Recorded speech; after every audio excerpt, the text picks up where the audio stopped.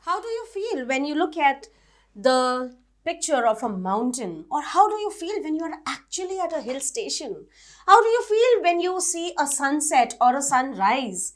Okay, beautiful, isn't it? You feel quite satisfying. Okay, when you are flying, when you take the flight, okay, that time also, especially when you see, when you look down under, okay, the beauty of the same city, the very same city which otherwise does not be noticed, is not noticed. Okay, the city looks really beautiful. Even with all the concrete jungles, it looks beautiful. And the beauty of nature, the beauty of the mountains and the other features, the mountains you say, or you can say some water bodies or the fields, everything about nature is so satisfying, is so beautiful, that it fills you with a lot of joy. And that beauty itself, that very sight itself, okay, makes you so happy that you actually come out of any sort of pensive mood, any sort of sad mood. Okay, so today's poem, Alchemy of Nature, also takes us to a different level altogether, wherein it states that we can learn from everything in nature. We can learn from everything that happens in nature.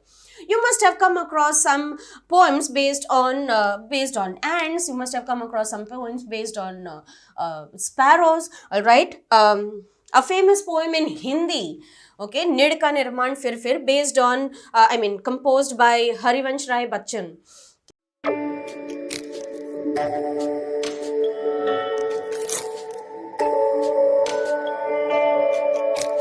So again, this is a beautiful example of what we can learn from a bird. Okay, that is never to give up. Okay, don't keep crying over the loss, but to initiate. Okay, initiate re-establishment once again, rehabilitating oneself again. Okay, or you can say कोशिश करने वालों की हार नहीं होती. That is from Hindi again. Okay, that wherein you take motivation from the ant. Okay, at the same time, there are so many stories in English as well. Okay, wherein there is a king who has lost all his wars and who has been losing in the wars, and then he happens to hide in a cave, and then he notices a spider. Okay, that spider, so many times he climbs up, but then again he falls. But then at last, because of the continuous trial, okay, he wins. Okay, he conquers. He's able to reach the ceiling, whatever he wanted. Okay, so this was a lesson, and therefore he goes back. The king goes back, and then he fights with all his might, and he wins the battles. Okay. So there are too many things that we learn from nature. There are too many things that teach us. Okay, like the trees teach us how to give and give without expecting anything in return. Okay, so that is selflessness. We learn too many things from nature. From the mountains, what do we learn? That is to stay determined. Okay, to stay firm no matter the weather. We just need to stay firm. It teaches us determination, correct? And the other things like the dewdrops, it teaches you how to shine even though your life is short. Okay, even though your life is short, you need to make the most of your life. The butterfly also teaches you a lot. The moths, the butterflies' lives are also, they are short-lived creatures, correct? But then when they, in their short span of life, they add beauty to nature, they aid pollination, and they help the reproduction of plants, correct? So in this, and it is happy, even though it looks the same, it looks happier even if it is sitting on a rock or it is sitting on a soft flower. Okay, so there are too many things that we learn from nature. Okay, so here in this poem, The Alchemy of Nature 2, William Blake, the English poet and painter, okay, English poet and painter, he has tried to tell us the same thing, that if we have eyes and if we ever notice the beauty of nature, the nature can be so satisfying. It can fill us with a lot of joy, with a lot of satisfaction as well. Right? And this very nature can teach us too many things only if we have the time and the eyes to notice this beauty of nature. right? So let us begin with the alchemy of nature. Okay.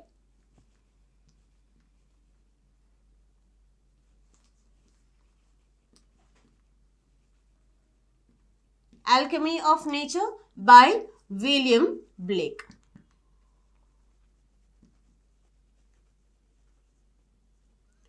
Okay, so as I said, William Blake is an English poet, was an English poet during his lifetime. He was not so well known. He was not recognized as a poet. But then, after, in the later part, and after he passed away, the people identified him as a great poet, and today his poetries are read far and wide. Okay, so here this poem, Alchemy of Nature, he has told us about the importance of nature and the natural aspects and the lessons that we can learn from nature. But first of all, before we go ahead, we need to know what is the meaning of alchemy. Okay, what is the meaning of alchemy? Now, in chemistry, it means that a new product, that is, it means a method of converting, metals into gold. And over here especially, it indicates the magical powers, of transforming things. Okay, so here it indicates, in this poem, it indicates magical powers of transforming things.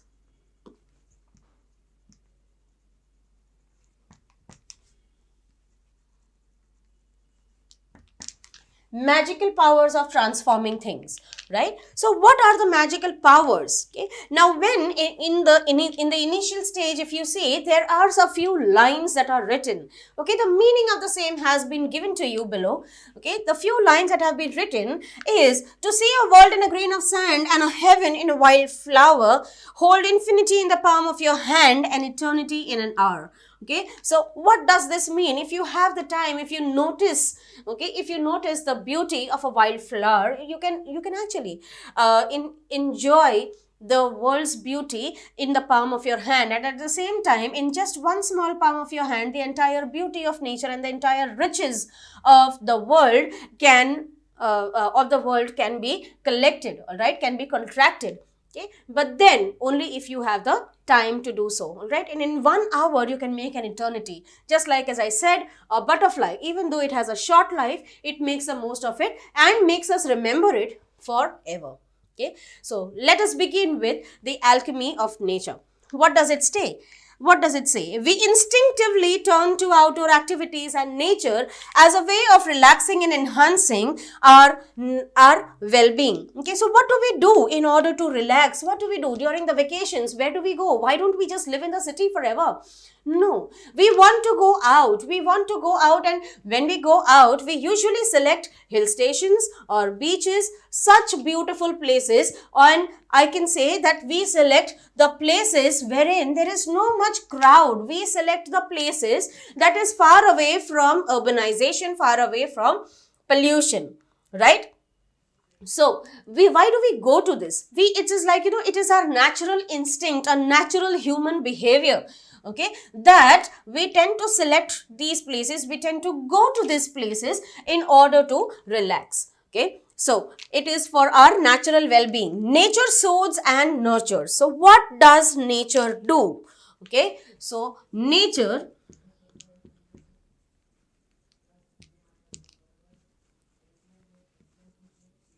what does nature do? Nature soothes. It comforts you, correct? It nurtures. It takes care of you. Alright, then nature soothes and nurtures. Nature fulfills and motivates. What else does nature do? Nature fulfills. Nature fulfills your needs, don't you think so? First of all, it soothes you. Why? Because it takes care of you. It gives you that relaxation, that calmness. The moment you are out on a holiday, the moment you go out for something, the moment you go out to a beach, doesn't it give you a sort of relaxation? If you are going out, if you are into a habit of going out every day for a walk, okay, doesn't that walk give you a sort of relaxation? And especially if you are walking, in the surroundings that are filled with that are covered with forest, okay, or that are covered with woods, okay, or maybe if you are walking on the sea, by the seashore, again, all these things are going to fill you with a lot of satisfaction and joy. So it soothes you, it makes you feel relaxed. Second thing, it nurtures you, it takes care of you, right? Nature takes care of you. It is giving you so many things. It gives you oxygen, it gives you flowers, fruits, right? Everything for your well-being. It nurtures you, it takes care of you. Next is, it fulfills all your needs, all right? It fulfills all your needs, whether it is food, clothing, shelter, everything. The basic thing, the basic raw materials, where do we get it from? We definitely get it from nature. So nature fulfills and nature also motivates. Now, how does nature motivate? Okay, this is one big question. Nature motivates. Now, just as I said in the beginning, that the mountains give us the idea. Mountains teach us how to remain determined, how to remain firm in all situations, because the mountains, they remain firm in all kinds of weather. They go through all kinds of weather. They suffer all kinds of weather, but then also they remain firm, right? Similarly, we need to learn something from them. We need to get motivated from them. Okay, like as I gave you an example of a dewdrop or a butterfly, even though their life is very short, then also they make the most of it. Okay, so nature soothes, nature takes care of us, it nurtures, it fulfills our dreams and wishes, it fulfills also it fulfills our needs, correct? It keeps on motivating us as well. Nature whispers and commands. The next thing that nature does is nature whispers. Nature whispers and nature also commands. Okay, so nature whispers to you, nature whispers to mankind. These are the soft sounds that we hear during the night time especially. Okay, and these also tell you softly what do you actually need to do at various points in time. Okay, and nature commands sometimes, because when the weather is rough, nature also commands you to take charge of it. Okay, and at the same time, nature gives you, the nature commands you to behave in a particular manner. Okay, so let us go ahead. Are you listening? Okay, so are you listening? I'm asking you the same question. Are you listening? I hope you do. Okay, when I do it, leaves me in complete awe. When I do it, it leaves me in complete awe. What do I do? What is this? Who is this I? I is William Blake. And when he listens what? Listens to the nature. Have you ever tried listening? I'm asking you, have you ever tried listening to the sounds of nature? Early morning you wake up and listen to the soft sounds that are coming out from nature. If you are on a holiday, okay, wake up early in the morning, try to go out into the open and look at the soft sounds that come out. If you are at the beach, look at how the sea also tries to talk to you. The sea also is singing those melodies. The soft sound of the waves, okay, it sounds like music to you. And in the middle somewhere, if you can hear the chirping of the birds, okay, or the chirping of the birds somewhere, okay, it is really, really rhythmic and melodious. And if you have been to any of the forests, especially early morning, there is a specific rhythm that the birds in the forest, they follow. Okay, if you notice them, okay, there is one sort of sound that is heard first. After that, again another sound follows. Then there is some bird that would chirp. Okay, again there is some other sound that follows, and this cycle continues. And a continuous rhythm and this continuous sound, this continuous cycle sets the entire surrounding in a proper rhythm, which is so melodious and which is so soothing. Okay, so are you listening? Have you ever heard? So the poet says, I have heard, and whenever I hear something like this, I hear nature, I am filled with awe, I am filled with astonishment. Okay, we have a hibiscus plant in our garden. So now he explains what fills him with awe. He says, I have a hibiscus plant in my garden. Okay, every fortnight a flower blooms on it, big, bright and tender. Okay, so what happens to the hibiscus flower? The hibiscus flower blooms. Okay, when does it bloom? So every fortnight a flower blooms. Through the day it smiles with the sun and dances with the wind. Okay, so now I need you to notice what happens to the hibiscus flower. Okay, so shall I write it over here? Hibiscus flower. Okay, I'm drawing a cloud here. It's not actually a cloud. I hope everyone knows. A hibiscus flower. What does a hibiscus flower do? How does the hibiscus flower look like? First of all, the hibiscus flower looks big, bright and tender. It is big, it is bright and it is tender. Correct? The hibiscus flower is big, bright and tender. Correct? Next is, throughout the day, what does the hibiscus flower do? Throughout the day, the hibiscus flower, it smiles. Smiles with the sun. Okay, throughout the day, the hibiscus flower smiles with the sun, okay, smiles with the sun and dances with the wind. Do you think exactly it's doing some sort of a hip hop or something? No, it's not doing any sort of hip hop or a salsa, okay, but the way it is joyful, okay, the way it is joyful in the presence of the sun and it sways beautifully with the wind, it is said that the hibiscus flower enjoys and smiles. It is happy with the sun. During the day, the flowers shine. During the day, the flowers look even more attractive. Okay, they look even much brighter.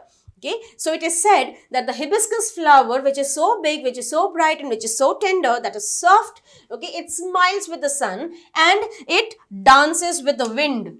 Okay,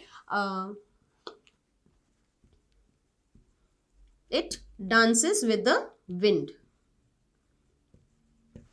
Okay. Fine, it dances with the wind. And next, but as evening approaches, it starts wilting. What happens in the evening? Throughout the day, see what was the hibiscus flower doing? Throughout the day, it was smiling with the sun, it was dancing with the wind, but then when the sun sets, what happened to the flower? It begins to wilt. Okay, why? Because its best friend, the sun, has gone. Right? The wind also has slowed down. The people who gave it much of the laughter and joy has gone. Okay, have gone. Okay, so in the evening, it begins to wilt. Okay, wilts in evening. It begins to wilt in the evening. Correct? So then the wilt is what? It withers away, it dries up, the color changes, the flower becomes droopy, okay, it becomes dry. The meaning, the morning after it withers completely. And then the next morning, it withers completely. The petals fall off, okay, the petals will fall off, okay, and the flower might even just fall off the plant. Okay, so then it falls off completely, it withers completely, and by evening it falls and becomes one with the earth again. And then, okay, we know what happens once the flower has fallen onto the earth. Okay, then what happens? It will be mixed with the soil. It will get mixed with the soil automatically. It is biodegradable. Okay, so therefore it gets mixed with the soil and it becomes one with the earth once again. Where was it born from? It was born from the earth, definitely, because the plant has been taking nourishment from the soil. Correct? So it was born out of the soil. Okay, and where has it gone now? It has gone back to the soil. So see what a short life this flower had. Okay, this flower had a very short span of life, just 24 hours, or say just one day, not even 24 hours, not even 24 hours completely. The flower comes to life for a day. The flower comes to life only for one day. But in this one day, yet it does so in full splendor. It comes, hibiscus flower comes to life for just one day. But then also it makes the most of its life. Okay, it adds beauty to nature. Okay, it smiles, it dances, it knows that it is not going to live forever. Yet the flower enjoys every moment, and it fills the earth with its beauty, its fragrance. It gives. It does not expect anything in return. Okay, so in its short lifespan also, yet it does so in full splendor, that is in full joy. Okay, with a lot, it does it in full splendor. It does it with a lot of joy and pleasure. What if we too lived our life, however short, to its fullest? Can't we live our life to its fullest? Every time we're just cribbing and complaining, most of the times, and each one of us. I do not say that only XYZ person complains, or only girls complain, or only boys complain. It is each one of us who keep complaining. Okay, everyone complains, each and every one, and we have endless complaints. Okay, somebody did not talk to us, we have a complaint, right? Somebody just did something to us, we have a complaint. I do not have a new pencil or a new pen for my examination, I have a complaint.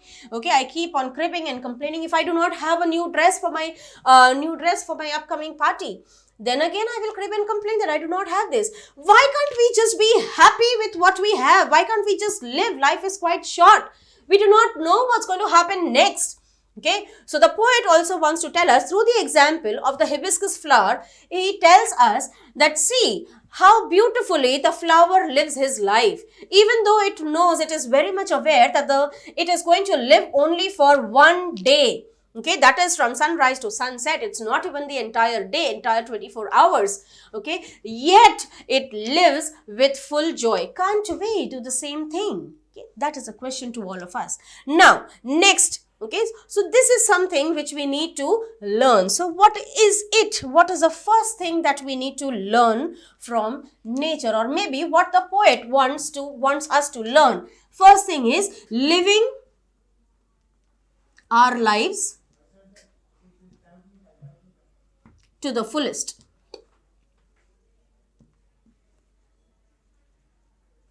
This is what the poet wants us to learn. Okay, that is from the hibiscus flower. He wants us to learn this. Let's go ahead and see what else does he want us to learn.